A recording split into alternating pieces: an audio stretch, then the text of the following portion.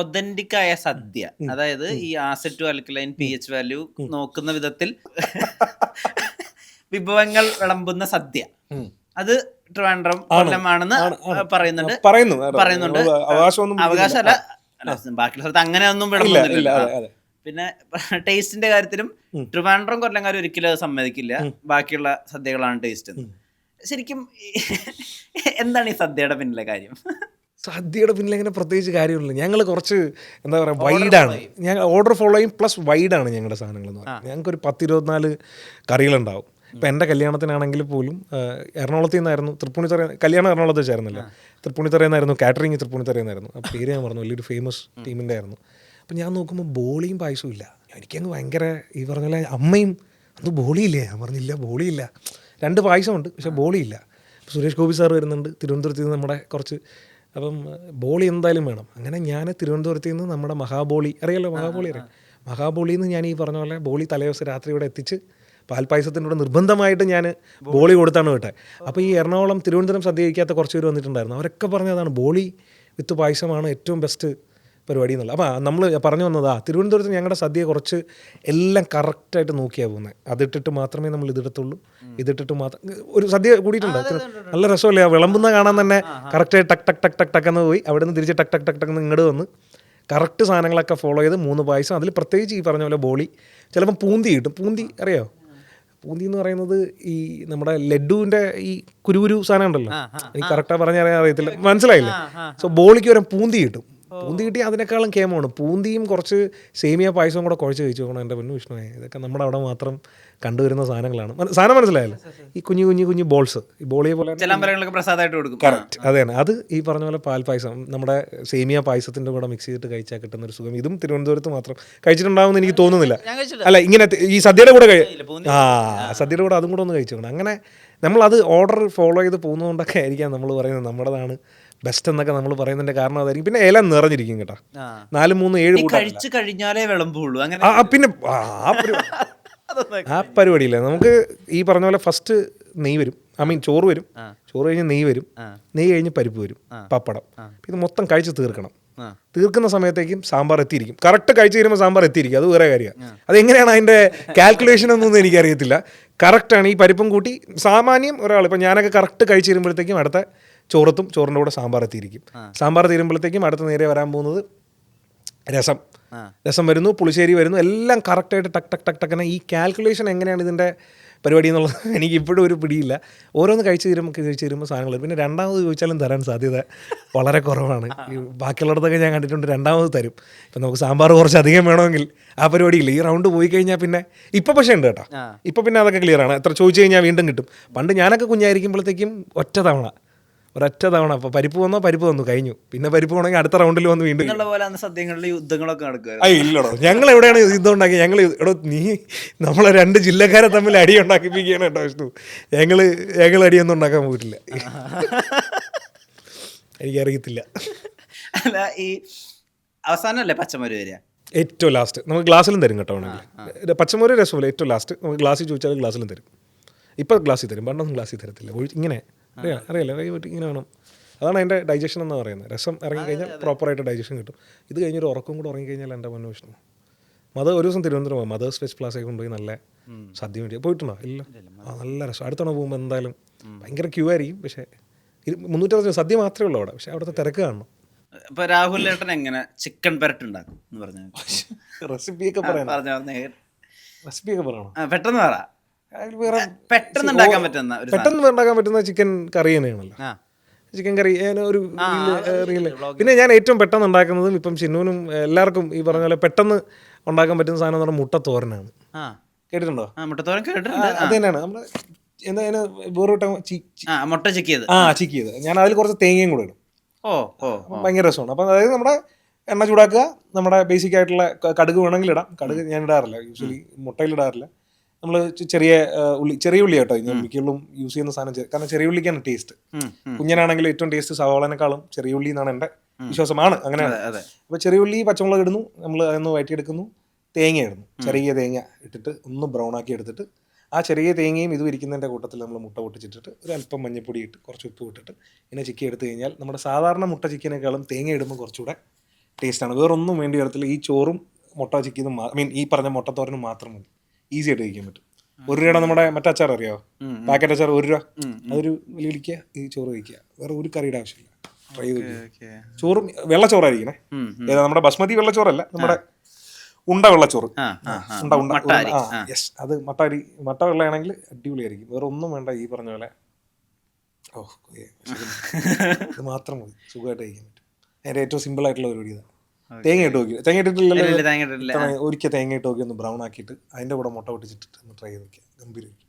ട്രിവാൻഡ്രത്തിന്റെ ഒരു വ്ളോഗിനകത്ത് ഈ അമ്പലത്തിന് ചുറ്റുമുള്ള പല വഴികൾക്കും എന്റെ ജീവിതത്തിൽ പല കഥകളും അതിൽ ഒരു കഥ പറയാം. അതിന്റെ ഒരു ഞാൻ പറയാൻ വേണ്ടി റെക്കോർഡ് ചെയ്ത് വെച്ചു, പക്ഷെ ലെങ്ത് കൂടുതലായതുകൊണ്ട് ഞാനത് എന്താ പറയുക, ഏറ്റവും രസമുള്ള കഥ എന്ന് പറഞ്ഞാൽ ഞാൻ അച്ഛനെ പറഞ്ഞല്ലോ, അച്ഛൻ ഇൻഡിപെൻഡൻ്റ് ആയിട്ട് ചിന്തിക്കുന്ന സ്വന്തം കാര്യങ്ങളിലാണ് അച്ഛൻ എപ്പോഴും.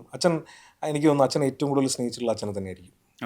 ഞാനും അതെ, എനിക്ക് ഏറ്റവും ഇഷ്ടമുള്ള ആളെ ഞാനാണ്. അത് കഴിഞ്ഞിട്ടുള്ളൂ എനിക്ക് ഈ പറഞ്ഞ പോലെ ചിന്നുവാണെങ്കിലും അമ്മയാണെങ്കിലും എല്ലാവരും എനിക്ക് ഏറ്റവും ഇഷ്ടമുള്ളത് എന്നെ തന്നെയാണ്. വിഷ്ണുവിന് ഞാനങ്ങനെ ആലോചിച്ചിട്ടില്ല. എനിക്ക് എന്നെയാണ് ഇഷ്ടം, എനിക്ക് ഏറ്റവും കൂടുതൽ ഇഷ്ടമുള്ളത് തന്നെയാണ്. ഞാൻ ഈ പറഞ്ഞ പോലെ ഞാൻ എൻ്റെ ബർത്ത്ഡേക്ക് ഒരു സ്റ്റോറി ഇട്ടിട്ടുണ്ടായിരുന്നു. എനിക്ക് ഏറ്റവും പ്രിയപ്പെട്ട എനിക്ക് പിറന്നാൾ ആശംസകൾ എന്ന് പറഞ്ഞിട്ട് എനിക്ക് എന്നെയാണ് ഏറ്റവും കൂടുതൽ ഇഷ്ടം. എനിക്ക് ഏറ്റവും കൂടുതൽ ഇഷ്ടമുള്ളത് തന്നെയാണ്. എൻ്റെ അച്ഛനും അങ്ങനെ ആയിരുന്നു എന്നാണ് തോന്നുന്നത്. അച്ഛൻ്റെ കാര്യങ്ങൾ അത് കഴിഞ്ഞിട്ടേ ഉള്ളൂ, അമ്മയും ഞാനും ഒക്കെ. പക്ഷെ എന്നെ ഭയങ്കര ഇഷ്ടമാണ്. വൈകുന്നേരങ്ങളിൽ നടക്കാൻ കൊണ്ടുപോകും. അച്ഛന് സൈക്കിൾ ഓടിക്കാൻ പോലും അറിയത്തില്ലായിരുന്നു. അച്ഛൻ സൈക്കിൾ ഓടിച്ച് ഞാൻ കണ്ടിട്ടില്ല, അച്ഛൻ അറിയത്തില്ല, അച്ഛൻ അതിനോട് താല്പര്യമില്ല. അച്ഛൻ എവിടെയാണെങ്കിലും നടന്നു ഈസി ആയിട്ട്. അച്ഛൻ എങ്ങനെ പോലും അച്ഛൻ ഒരു ദിവസം ഒരു 10-15 കിലോമീറ്റർ എങ്ങനെ പോലും അച്ഛൻ നടക്കും. അച്ഛന് ഹൈ ഡയബറ്റിക് ആയിട്ട് പോലും അച്ഛൻ ഒരുപാട് നാളും ഈ പറഞ്ഞ പോലെ ഒരു കുഴപ്പമില്ലാതെ പോയത് ഈ നടത്തത്തിൻ്റെ ആയവാനാണ് സാധ്യത കേട്ടോ. വൈകുന്നേരം ഇറങ്ങി പത്മനാഭസ്വാമി വഴി. അന്ന് പത്മനാഭസ്വാമി ക്ഷേത്രം ഇത്രയും സെക്യൂർഡൊന്നും അല്ല, നമ്മുടെ ഈ നിലവറകളൊന്നും അന്ന് കണ്ടുപിടിച്ചിട്ടില്ല. അപ്പോൾ അച്ഛന് വളരെ ഈസിയാണ്. നമുക്ക് കുറേ ഊടുവഴികളുണ്ട്, ഇപ്പോഴും അറിയാം, പക്ഷെ ഇപ്പോഴൊന്നും അവിടെ വഴി കയറ്റി വിടത്തില്ല, മൊത്തം സെക്യൂരിറ്റീസാണ്. അപ്പോൾ അച്ഛൻ ഈ ഇറങ്ങും. ഈ വൈകുന്നേരം നടന്ന് ചെമ്പകശ്ശേരിയിൽ നിന്നും പടിഞ്ഞാറക്കോട്ട വഴി നേരെ അവിടുത്തെ ഇടവഴി കൂടെ പത്മനാഭൻ്റെ പടിഞ്ഞാറേ നടവഴി നേരെ വടക്കേ നടയിൽ പോവും. വടക്കേ നടയിൽ നിന്ന് കിഴക്കിൽ പോയിട്ട് അവിടെ ഒരു ഗണപതി അമ്പലമുണ്ട്. അവിടെ ഇപ്പോഴും വൈകുന്നേരങ്ങളിൽ ഉണ്ണിയപ്പം കിട്ടും, അച്ഛൻ്റെ ഫേവറേറ്റ് ആണ്. ഈ ഉണ്ണിയപ്പം മേടിച്ചിട്ട് ഇതിനെല്ലാം ഞാനും കൂടെ ഉണ്ട് കേട്ടോ, വല്ലപ്പോഴും എന്നെയും കൊണ്ടുപോകും. അപ്പം എനിക്ക് ഒരുപാട് നടക്കാനൊന്നും പറ്റത്തില്ല. അങ്ങനെ നടന്ന് ഞാൻ പറഞ്ഞ കിഴക്കേ നടയുടെ അവിടെ വെച്ചിട്ടാണ് ഞാൻ അത് പറയുന്നത്. ഈ വഴികൾക്കെല്ലാം ഒരുപാട് ഓർമ്മകളുണ്ടെന്ന് പറയുന്നത് അവിടെ വെച്ചിട്ടാണ്. അപ്പം അച്ഛനെ അവിടെ വഴി കൊണ്ടുപോയിട്ട് ഓർമ്മയുള്ളൊരു കഥയാണ് ഞാൻ പറയുന്നത് കേട്ടോ. ഹൈഡ്രജൻ ബലൂണില്ലേ, ഇതിനകത്തിൽ കുറേ കോമഡികളുണ്ട്. അവിടെ ആ വഴി കാണിക്കുമ്പോൾ ഒരു ബാർ എന്ന് പറഞ്ഞൊരു ബോർഡ് കാണുന്നുണ്ട്. താഴെ കുറേ കമൻസ് വന്നിട്ട്, ചേട്ടാ ഒരു ബാറല്ലേ ആ കടന്നു പോയെന്ന് പറഞ്ഞിട്ട്. ഈ ബാറിൻ്റെ അവിടെ പണ്ട് ചിൽഡ് ബിയർ എന്ന് എഴുതിയിരിക്കും. ഞാൻ കുഞ്ഞാണല്ലോ, അപ്പം എൻ്റെ മനസ്സിൽ ഇത് ചൈൽഡ് ബിയറാണ്.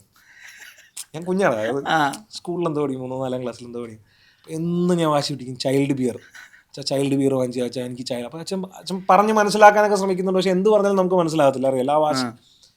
അങ്ങനെ ഒരു ദിവസം ഈ പറഞ്ഞ പോലെ എന്നെ കൊണ്ടുപോയിട്ടോ, അച്ഛൻ കൊണ്ടുപോയി. അച്ഛൻ ഒരു ബിയർ മേടിച്ചു. അച്ഛൻ ഒരു ബിയർ മേടിച്ചിട്ട് പറഞ്ഞ പോലെ ചെറിയ മറ്റേ നമ്മളെ അടപ്പിലൊഴിച്ച് തരും പോലെ ഒരു ഗ്ലാസിൻ്റെ ഇത്രയും.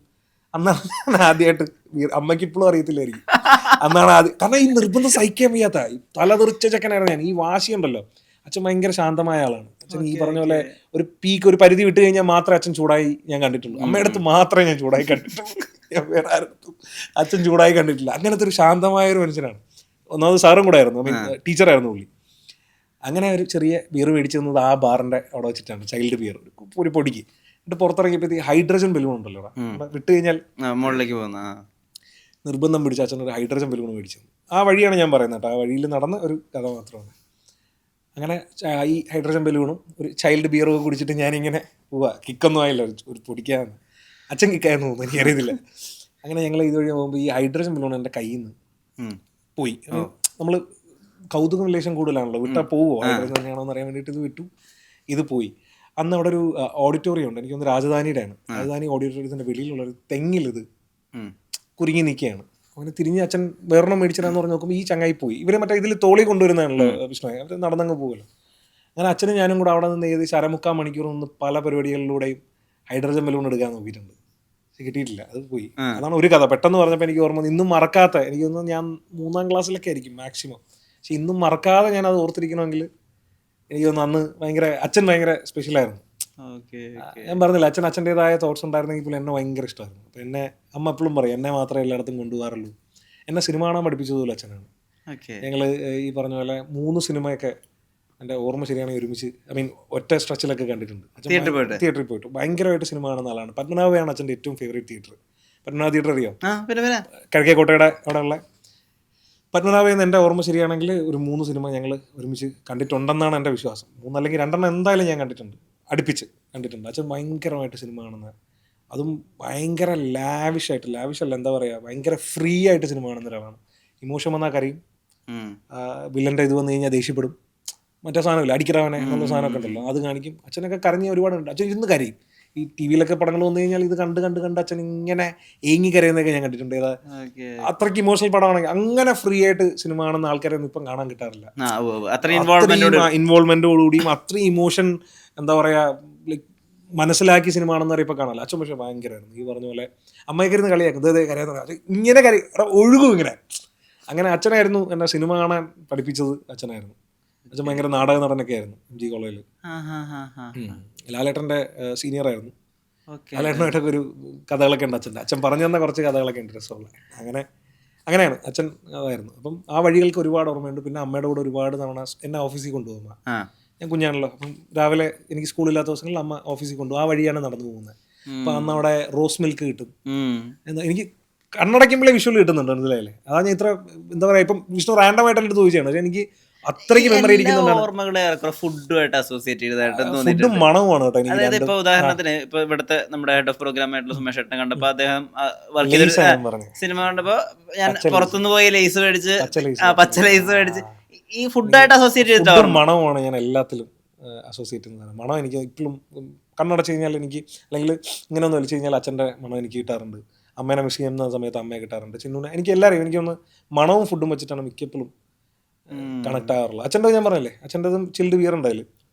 അച്ഛൻ്റെ കൂടെ നമ്മുടെ ഈ ഈസ്റ്റ് കോട്ടിൽ തന്നെ ഇപ്പോൾ ഉണ്ടോ എന്ന് എനിക്ക് അറിയത്തില്ല, അതിൻ്റെ പേരും എനിക്കറിയത്തില്ല. നമ്മൾ പണ്ട് മസാല കടല എന്നാണ് വിളിക്കുന്നത്. അതായത് ഈ പേപ്പറിൽ പൊതിഞ്ഞിട്ട് കടലയില്ലേ, കടലയും ക്യാരറ്റ് മുളക് പൊടി എല്ലാം കൂടെ. അച്ഛൻ്റെ ഏറ്റവും വലിയ എനിക്ക് ഈസി ആയിട്ട് കണക്ട് ചെയ്യാൻ പറ്റുന്ന അച്ഛൻ്റെ അതും മൈസൂർ പാക്കുമാണ്. ഒരു തമ്പാനൂരിൻ്റെ കടയുണ്ട്, അവിടെ മൈസൂർ പാക്ക് കിട്ടും. അത് മേടിച്ചു തരും. ഈ പറഞ്ഞ കടല ഇതും ചവച്ച് വെച്ചാണ് ഞങ്ങൾ തിരിച്ച് നടക്കുന്നത്. പപ്പനാവനെ ഒന്ന് കറങ്ങി പപ്പനാവനെ മൊത്തത്തിൽ കണ്ട്, പപ്പനാവൻ്റെ ഇടവഴി ഞാൻ പറഞ്ഞില്ല, ഇടവഴികളിലൂടെയൊക്കെ ഈ കടലയിൽ നിന്ന് വെച്ചിട്ട് ഞാനും കൂടെ ഇങ്ങനെ വളാന്ന് നടക്കും. അപ്പോൾ എല്ലാവരും ഫുഡായിട്ട് ഭയങ്കരമായിട്ട്. അപ്പം അമ്മ റോസ് മിൽക്ക് മേടിച്ചു തരും. ഞാൻ പറഞ്ഞ പോലെ ആസാദി കൊണ്ടുപോയിട്ട് സാലറി കിട്ടുമ്പോൾ ബിരിയാണി വാങ്ങിച്ചു തരുമെന്ന്. ഫുഡായിട്ട് പെട്ടെന്ന് കണക്ട് ആവുന്നുണ്ട്. ശരിയാണ്. വിഷ്ണു പറഞ്ഞപ്പോഴാണ് ഞാനും അറിയുന്നത്. ശരിയാണ്.